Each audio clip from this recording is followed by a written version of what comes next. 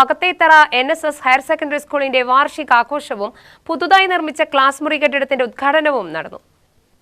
വാർഷികാഘോഷം NSS school general manager and inspector advocate TG ജയകുമാറും class മുറി കെട്ടിടം Palakkad taluk NSS union president advocate KK മേനോനും ഉദ്ഘാടനം ചെയ്തു.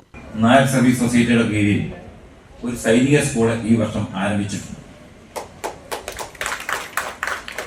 ഈ വർഷം കുട്ടികൾക്ക് അതിൽ പ്രവേശനം ലഭിക്കുകയുണ്ടായി.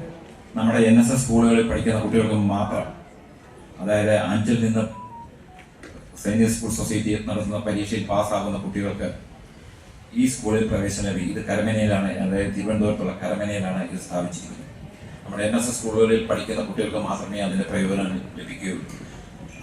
ഏതാണ്ട് 20 സീറ്റോളം ജനറൽ, 30 സീറ്റ് മാനേജ്മെന്റ് കോട്ടയുമാണ് ഉണ്ട്. മാനേജ്മെന്റ് കോട്ട എന്ന് പറയുന്നത് NSS സ്കൂളുകളിൽ പഠിക്കുന്ന കുട്ടികൾക്ക് വേണ്ടി മാത്രമുള്ളതാണ്.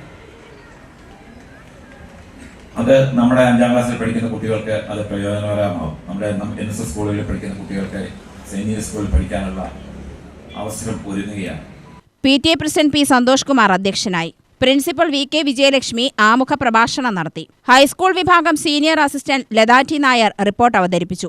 അകത്തേത്തറ ഗ്രാമപഞ്ചായത്ത് president PA Bindu, taluk union vice president K. Sivanandan, secretary N. Krishnakumar, R. Sreekumar, C. Vipinachandran, AK. Mohanan Nair, മുൻ പ്രിൻസിപ്പൽ M. രജനി, വിദ്യാർത്ഥി പ്രതിനിധി R. രമ്യ, പ്രധാനാധ്യാപകൻ PV പ്രദീപ്, അഡ്വക്കേറ്റ് മോഹൻദാസ് പാലാട്ട്, പ്രദീപ് കുമാർ എന്നിവർ പ്രസംഗിച്ചു.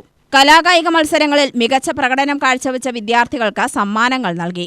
രക്ഷിതാക്കളെയും PTA പ്രസിഡന്റിനെയും ചടങ്ങിൽ ആദരിച്ചു. വിവിധ കലാപരിപാടികളുമുണ്ടായി. UTV news, Palakkad.